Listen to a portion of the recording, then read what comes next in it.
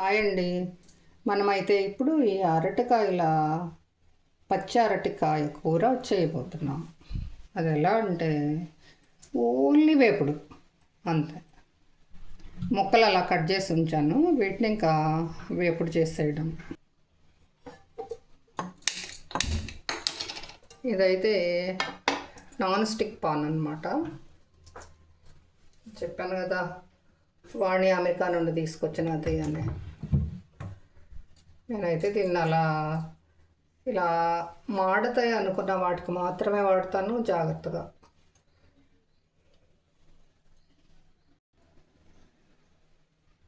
ఇంకా అరటికాయ వేపుడు అనేసరికి ఒక ప్యాకెట్ పోసి అయిపోతున్నాను.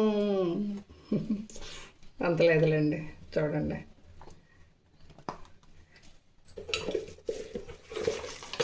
అంటే పచ్చరటి మాత్రం విపరీతంగా అడుగంటే స్వభావం ఉంటుందండి. ఇది అందులోకి మనమేం ఉడకబెట్టలా, అలాగే ఎలా ఉంటే అలాంటి అరటిని కోసి ముక్కలు చేసి నీళ్ళలో వేసి ఉంచాను. కనీసం ఉప్పు కూడా వేయాల. ఇంకా దాన్ని వెంటనే వేపేసుకోవడమే అన్నమాట, లేట్ లేకుండా. ఇప్పుడు తాలింపు దినుసులు వేద్దాం.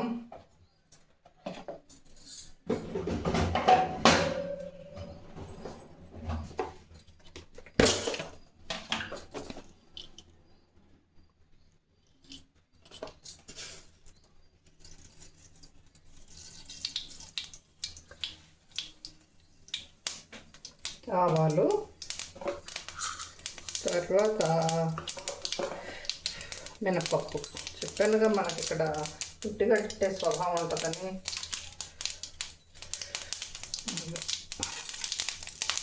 ఈ వేపుట్లో ఇన్ని వేసుకోవడం కూడా దండగా, పళ్ళన్నీ ఊడిపోవడానికి. నిజం చెప్పాలంటే 2-3 వేసి ఒక జీలకర్ర వేసుకుంటే చాలండి. ఎక్కువ పప్పులు వేసినా ఈ పళ్ళు కట్టించిన వాళ్ళకి అవన్నీ ఊడిపోవటానికి తప్పే ఉండదు. ఇంకా అరటికాయ ముక్కలు వేసైపోతున్నా.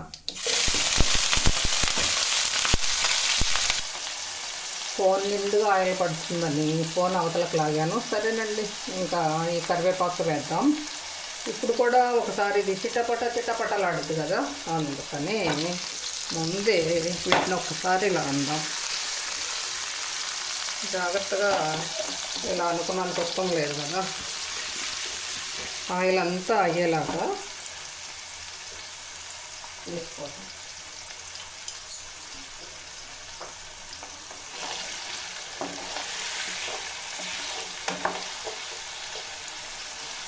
ఇంకా గరిటె పెడితే కీరుకుపోయిద్ది, మళ్ళీ నాన్ స్టిక్ పాడవుతుందని ఈ చెక్క తెడ్డు తప్పదు.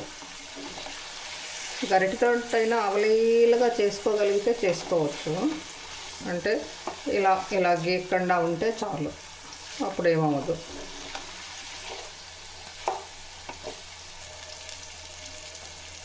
వేసైపోతున్నాను.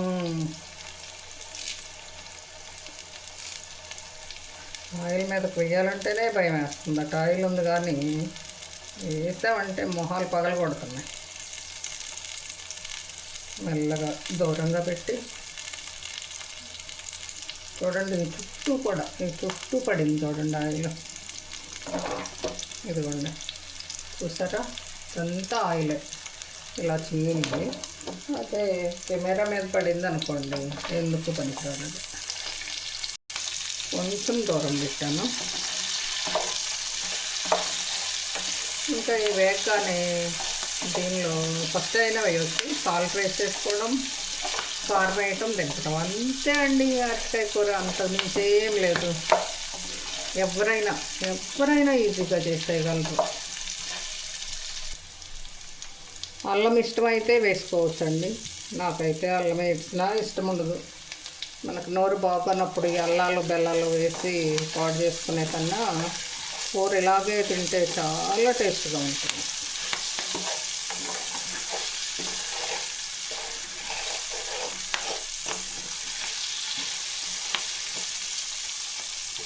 ఈ అరటికాయలు మన అరటికాయలే 3 ఉన్నాయన్నమాట.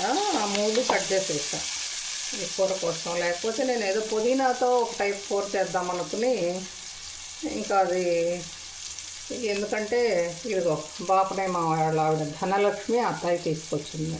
ఒక 5 కాయలు తెచ్చింది. ఈ కాయలు అనమాట 5. వీటికి తర్వాత వీటితో బజ్జీలు, మరి పుదీనాతో అరటికాయ కూర చేసి చూపిస్తాను. ఇది కొంచెం ఉడికినట్టు కావాలి అనుకుంటే కొంచెం ఒక 4 స్పూన్లు నీళ్ళు వేసుకోవాలి. అప్పుడు కొంచెం మెత్తగా అవుతాయి. కాదు మాకు ఇలా ఉంటే చాలు అనుకుంటే మాకైతే ఇలాగే ఇష్టం అండి. మా ఇంట్లో అయితే ఇలాగే తింటారు. నాకైతే మళ్ళీ ఉల్లిపాయలు వేసి అలా గుజ్జుగా వండుతారు చూస్తారా, ఆ కూర అయితే ఇష్టం, చాలా బాగుంటుంది. కుక్కర్ పెట్టేసి చేస్తారు, అది చాలా పైన ఉంటుంది. దానిలో పచ్చిమిర్చి కూడా భలే బాగుంటాయండి. ఒక కాయతో ఆ కూర చేసి చూపిస్తాను.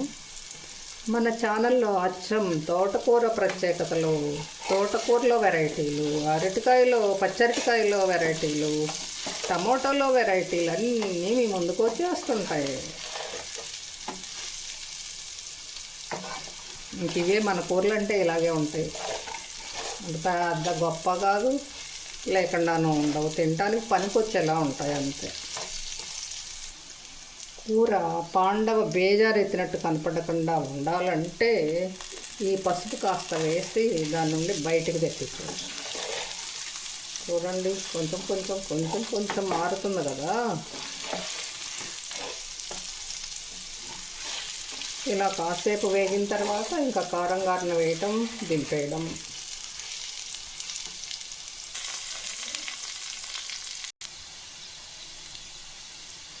ఒక్క స్పూన్ కానీ స్పూన్నర కానీ కారం వేయటం, ఎందుకంటే పచ్చిమిర్చి వేయలేదు కదా మనం.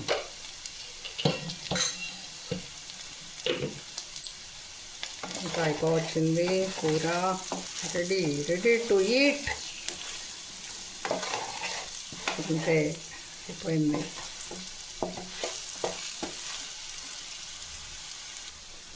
కూర అయితే అయిపోయిందండి. దీనికి గార్నిష్లు లేవు, ఏమీ లేవు. మన కూరలు ఇంతే కదా. బాయ్ ఫ్రెండ్స్, అందరూ చక్కగా చూడండి కంప్లీట్గా.